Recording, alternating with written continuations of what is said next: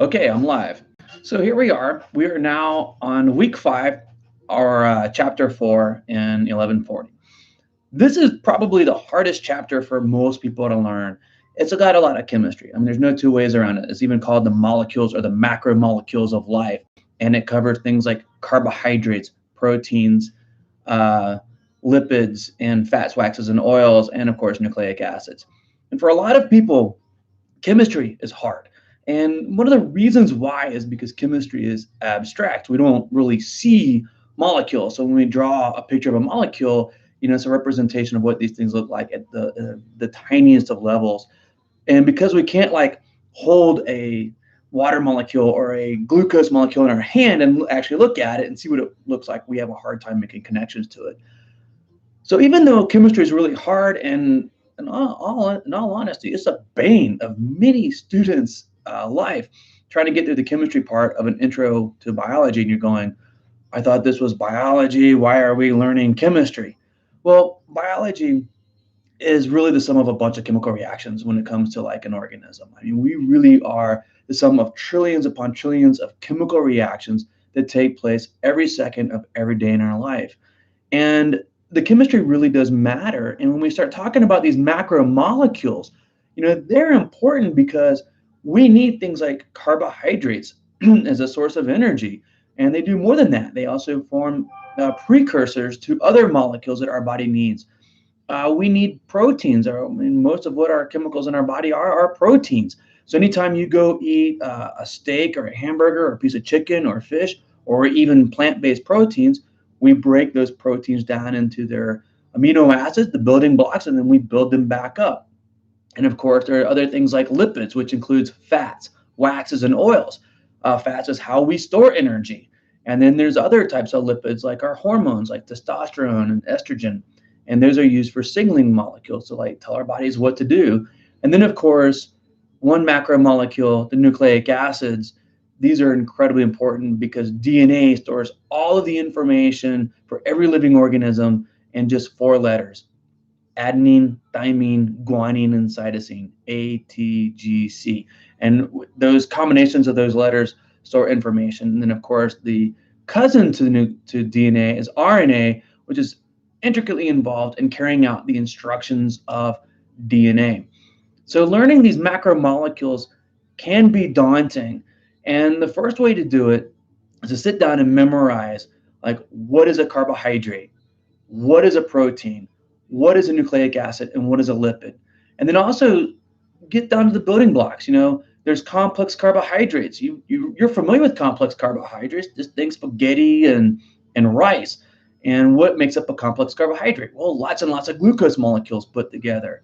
Those are the building blocks. Proteins, the building blocks are amino acids. Nucleic acids, the building blocks are those 4 nucleotides I told you about. And then, of course, lipids are different because they're not polymers. So to learn this is going to require some effort on your part. You're going to have to sit down with the book, and if you can go to the web, you can look at the Wikipedia, you can look at Khan Academy, Crash Course. I've got lots of videos out there. In fact, I've made my videos on YouTube to specifically address some of the issues I've seen over the years with that cause problems for students in this area of the macromolecules. But what it really comes down to is, I know it's hard for some people to learn, but you just have to like look at them each week. First day, memorize the 4 macromolecules. Next day, go into details about the carbohydrates. Next day, look at the details of proteins. Next day, look at the details of nucleic acid. And then on the 4th day, study the lipids.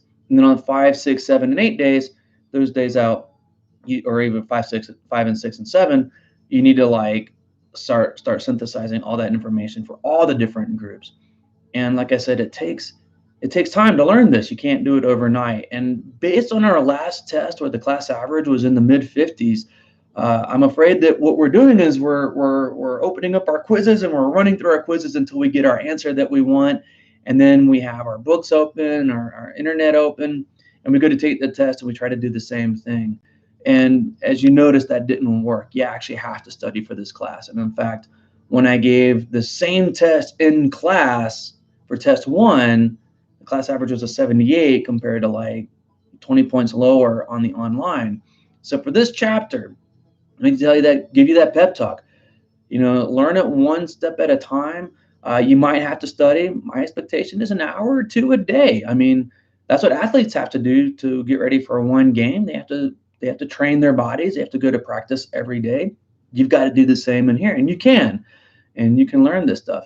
And it's really important too, because one of the reasons why learning these macromolecules is important is coming back to our own health. Like, why is a complex carbohydrate a long-term source of energy and a simple carb is not? Why are saturated fats or trans fats so bad for you compared to an unsaturated fat? Some fats are okay for you. In fact, you need some unsaturated fats. So understanding nutrition, for a lot of you that are interested in eating healthy, doing the right thing, or going into nutrition, or going to any type of medical field, you need to know nutrition. And our understanding of nutrition starts with this basic understanding of these macromolecules and some of these other molecules, like vitamins, like vitamin C and the vitamin B's and D's and E's. They don't fit so nicely or neatly into one of those four macromolecules, but it's important to understand them so we can understand the basics of our nutrition and how basic chemistry inside of our own body works. And that way you can take what you've learned from here and you can start learning why it's important to eat some unsaturated fats, why you want to avoid saturated fats, because, well, they stick and form plaques in your arteries. Okay, well, good luck over the weekend with that. Like I said, try studying a little bit before you take those quizzes, work those practice problems. As always, I'm available. And we get around to test 2. Historically, that's been the hardest test, which includes chapters 4, 5, and 6. And the class averages in the in-class test usually drop down to lower 60s. With you guys, I'm a little concerned that the test grades might not be so well, but we can turn this around. You just got to start putting the time into it. Like I said, you got to take this online course quite seriously. And like I said, bring your questions. And if I get enough responses, I'll go live and announce it on Thursdays so that I can answer all of your questions that you might have. And if I get, like I said, some responses, I'll start next Thursday going live again. Last time I only had one person ask a question. So if I can get more people involved, I'll go live. Okay, I'm going to sign off here and have a good weekend and good luck on doing everything. Bye.